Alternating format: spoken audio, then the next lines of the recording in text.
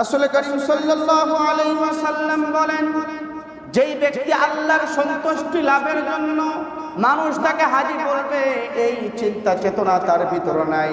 মানুষ তাকে আলহাজ বলবে, এরকম চিন্তা চেতনা না নিয়ে শুধুমাত্র মহান রব্বুল আলামিনকে খুশি করার জন্য হালাল টাকা দিয়ে যেই ব্যক্তি হজ পালন করবে, আল্লাহ রব্বুল আলামিনের নবীজি বলেন, এই সবে মাত্র একটা শিশু সন্তান জন্ম নিলে যেরকম বেগুনাহ মাসুম হয়ে যায়, ওই বান্দার যেমন কোনো গুনাহ থাকে না, আল্লাহর সন্তুষ্টির জন্য যেই ব্যক্তি হজ করবে ওই সদ্য ভূমিষ্ঠ শিশু সন্তানের মতো বেগুনাহ মাসুম বানায় দিবেন তিনি কে?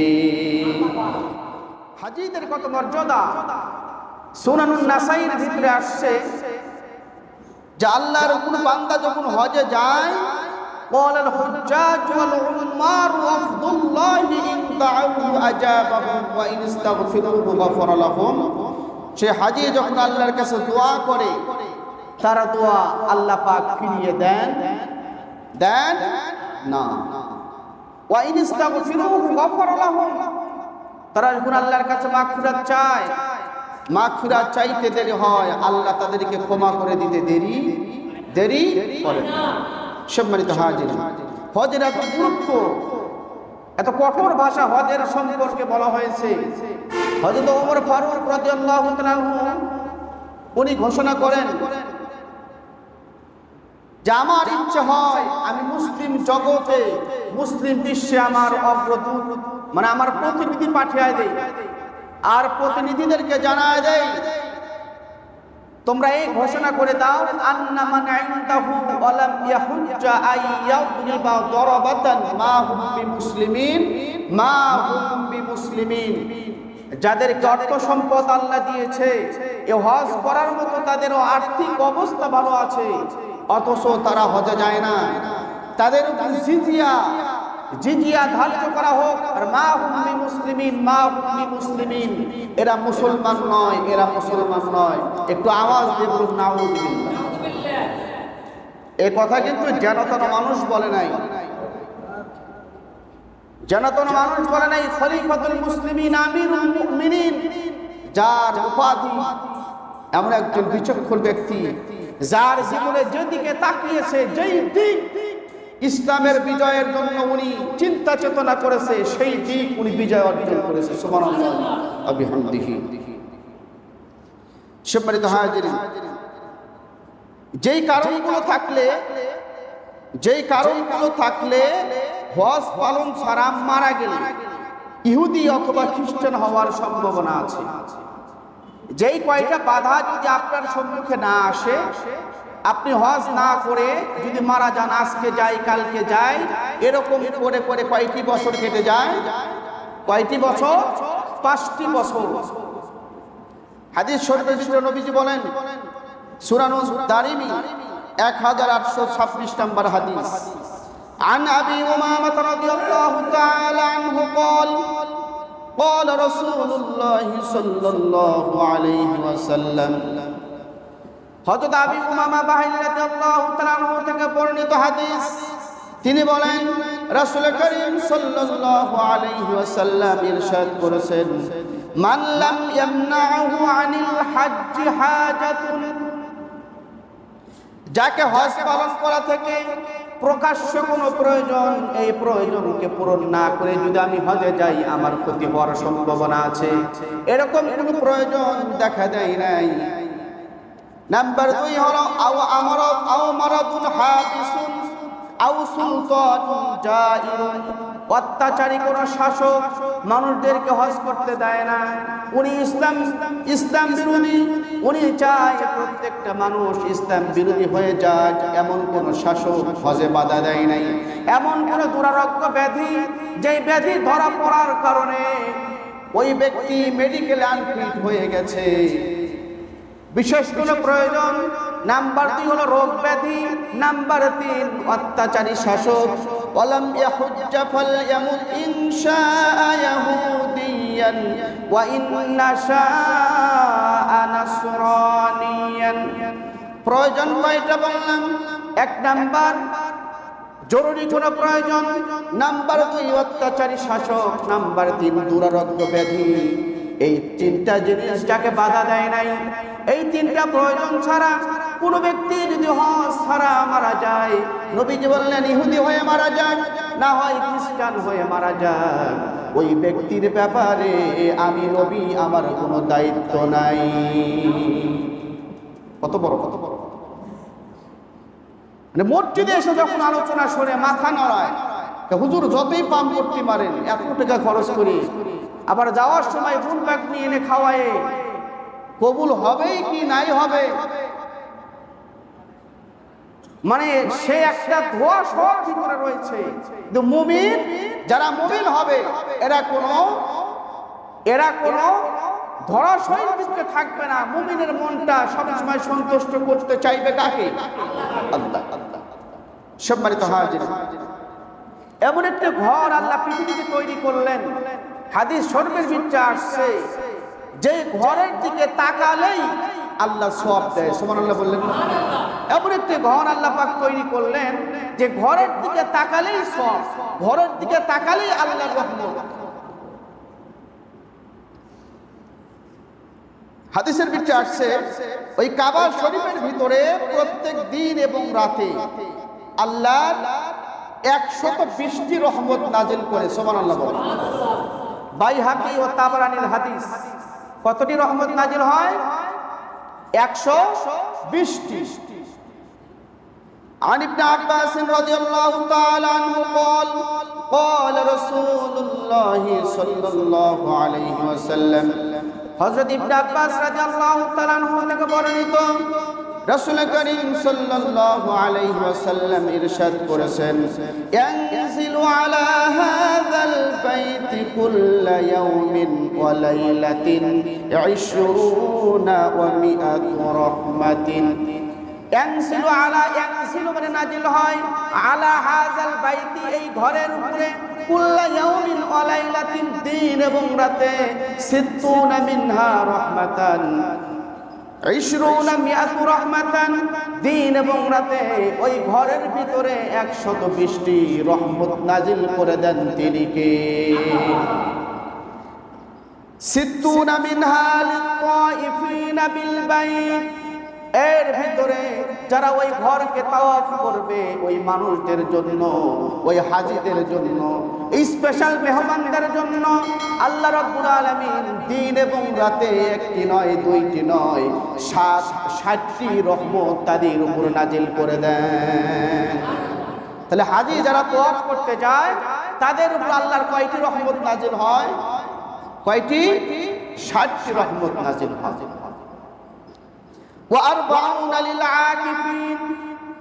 আর যারা ওই কাবার ভিতরে যারা ইতিকাফ করবে, ওই মানুষগুলোর জন্য আল্লাহ রাব্বুল আলামিন 40টি রহমত নাজিল করে দেন।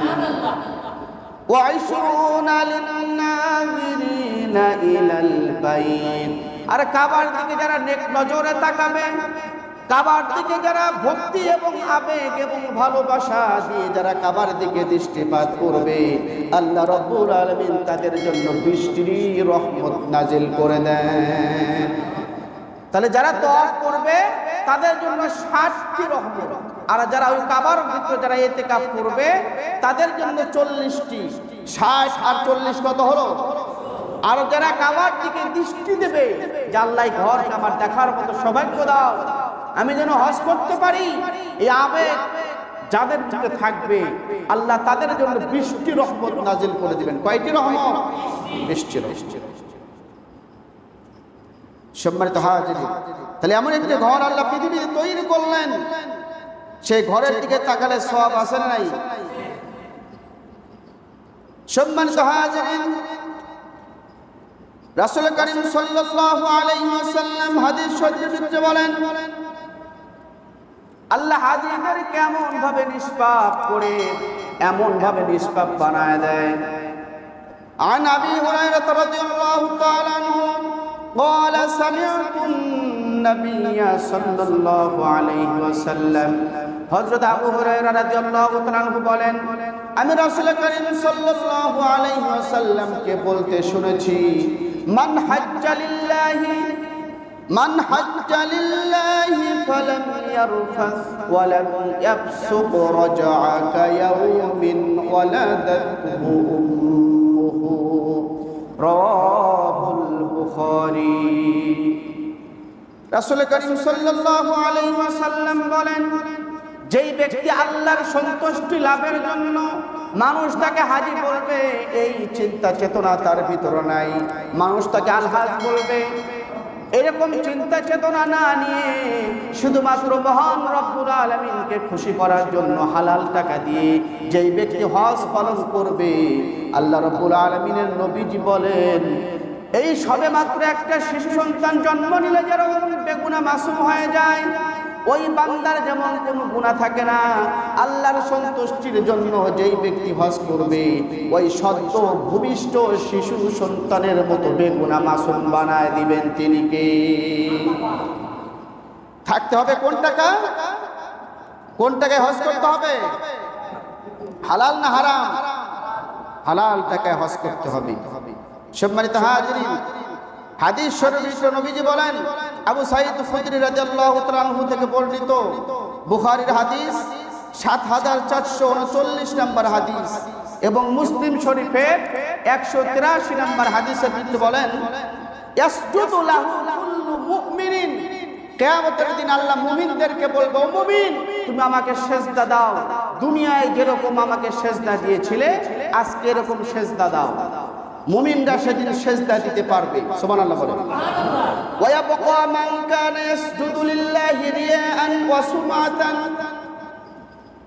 রিয়াআন ইয়াসজুদু লিল্লাহ, এই পৃথিবীতে যারা মানুষদেরকে দেখানোর জন্য নামাজ পড়তো, মানুষদেরকে দেখানোর জন্য ইনফিকু মালাহু রিয়াআন নাস ওয়া লা ইউমিনু বিল্লাহি ওয়াল ইয়াউমিল আখির, সারা বছর দানের কোনো খবর নাই, নির্বাচন শুরু হয়ে যায় নামাজের উত্তরজোর, দানের উত্তরজোর।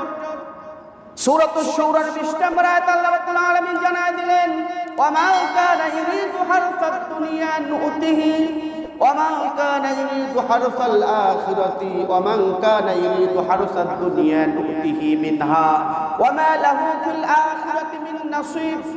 আপনার উদ্দেশ্য যদি দুনিয়ার কোনো খ্যাতি হাসিলের উদ্দেশ্য হয়, আপনার হজ যদি এরকম চিন্তা চেতনার হয়, মানুষ আমাকে হাজী বলবে, বাড়ির পাশে বড় ভাই হজ করেছে, ছোট ভাই হজ করেছে, আমার যে টাকা হয়েছে মানুষদেরকে একটু দাঁড়ানো দরকার, আমি হজের নিয়ত করে ফেলি।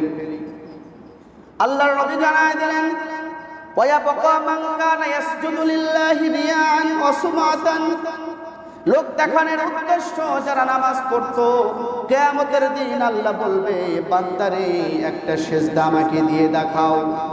কয়টা সেজদা দাও? কয়টা সেজদা? একটা। ফায়াযহাবু কাইমা ইয়াসজুদা, ফায়াযহাবু, তারা যখন সেজদার জন্য দাঁড়ায় যাবে, সেজদা করার জন্য যখন কোমরটাকে একটু নিচুর দিকে নামানোর চেষ্টা করবে, ফায়াউদা যাহরুহু তাবাকান ওয়াহিদা, আল্লাহ সাথে সাথে কোমরগুলোকে কাঠের মতো শক্ত বানায় দেবেন। দুনিয়ায় বাটপারি করেছো, মানুষদেরকে ধোঁকা দিয়েছো, টুপি পরেছিলে, জুব্বা পরেছিলে, নির্বাচনের ম্যান্ডেট নিয়ে দাঁড়িয়েছো, টাকা পয়সা দান করেছো রিয়া আন্নাস, দুনিয়ায় ধোঁকা হয়ে গেছে, আজকে ধোঁকা দিয়ে মানুষকে আর বোকা বানাতে পারবে না। ওয়ালা ইউমিনু বিল্লাহি ওয়াল ইয়াউমিল আখির, এইটা দুনিয়া নয়, এইটা হলো পরকাল। কোমরটাকে শক্ত বানায় দিবে, ওই ব্যক্তি মুমিন সেজদা করতে পারবে, কিন্তু রিয়া আন্নাস, মানুষদেরকে দেখায় যারা নামাজ পড়তো, মানুষদেরকে দেখানোর জন্য যারা হজ করতো, মানুষদেরকে দেখানোর জন্য যারা দান করতো, তারা কিয়ামতের দিন সাকসেস হতে পারবে না। ইয়াসজুদু রিয়া, রিয়া মানে কি? লোককে দেখানো। যখন যদি নামাজ আমি না পড়ি, সর্বনাশ, সামনে তো নির্বাচন, ভোট আসছে, মানুষ তো আমাকে ভোট দিবে না। কারণ বাংলাদেশের মানুষ আর যাই হোক, টুপি আর জুব্বা দেখলে পাগল আছে না? টুপি আর জুব্বা পড়তে পারলেই কোন দেশের মানুষকে বোকা না বানানো গেলে বাংলাদেশের মানুষকে ঠিকই বোকা বানানো যায়, তারাও জানে। আল্লাহ পাক এটাই বললেন কোরআনুল কারীমের ভিতরে, কাল্লাযী যারা ইউনফিকু, ব্যয় করে, মালাহু, রিয়া আন-নাস, তার মাল সম্পদ, ধন সম্পদ যা কিছু ব্যয় করে রিয়া আন-নাস, মানুষদেরকে দেখানোর জন্য। এখন যদি আমি দান করি, এখন তো জায়গা মতো টাইম, এখন দান করলেই বাস আমি কি জিতে গেলাম। ওয়ালা ইউমিনু বিল্লাহি ওয়াল ইয়াউমিল আখির, আল্লাহ জানাই দিলেন যারা এরকম লোককে দেখানোর জন্য দান করে ওরা আল্লাহ এবং পরকালকে বিশ্বাস করে। সম্মানিত হাজির, আমরা আল্লাহ এবং পরকালকে বিশ্বাস করি কি করি না? এরপরে আল্লাহ রাব্বুল আলামিন জানাই দিলেন বুখারীর হাদিস ৬৪৯৯ নম্বর হাদিস, আল্লাহ জানাই দিলেন মান ইউসাম্মিউল্লাহু বিহি, যেই ব্যক্তি সুনাম, নাম যশ খ্যাতির জন্য, নাম যশ খ্যাতির জন্য কোন আমল করবে, আল্লাহ রাব্বুল আলামিন তার গুমরকে মানুষের মাঝে ফাঁস করে দেবে। যে আপনি নাম যশ খ্যাতির জন্য হজ করলেন, মানুষ আপনাকে হাজী বলবে, কি বলবে? হাজী বলবে, ধনাঢ্য বলবে, যাই কিছু বলুক, আজ হোক কাল হোক আপনার আসল চরিত্র মানুষের মাঝে ফাঁস করে দিবেন কি? দিবে না? ওমান ইউরাইল্লাহু বিহি, ওমান ইউরাইল্লাহু বিহি, আর যে লোক দেখানোর উদ্দেশ্য আমল করে আল্লাহ তার মনোভাব মানুষের মাঝে ফাঁস করে দেয়। অনেক মানুষ আছে তাহাজ্জুদ করে আর মানুষের কাছে বলে মানে আজকে তাহাজ্জুদ পড়ছি এত রাকাত। আচ্ছা এইটা কি বলার জিনিস না, গোপনীয়তার জিনিস। আমি যত গোপন ইবাদত করব, গোপন ইবাদত আল্লাহর কাছে সবচাইতে পছন্দনীয়। গোপন ইবাদত করে অনেকেই ফেসবুকে ছবি পোস্ট করে, আছে না? আছে না? হায়রে কপাল পোড়া। আল্লাহ তাহাজ্জুদ হলো এমন একটি নামাজ, যেই নামাজের ভিতরে বান্দা কার কাছে পৌঁছে যায়? কার কাছে পৌঁছে যাবে?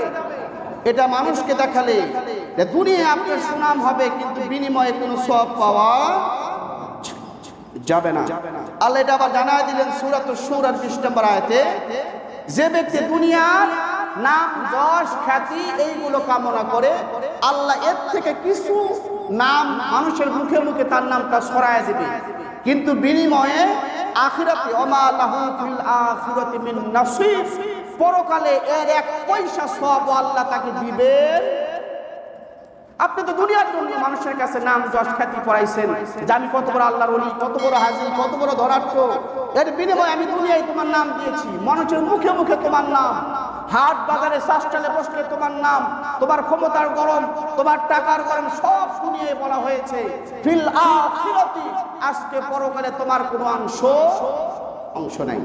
সম্মানিত হাজিরিন, সেজন্য ইবাদত করব, গোপনে প্রকাশ করা যাবে না।